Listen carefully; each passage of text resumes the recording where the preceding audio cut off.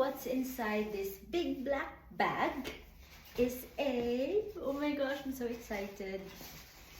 It's a... Ta-da! Ah, my first ever Chanel bag. Yay! I'm so kilig.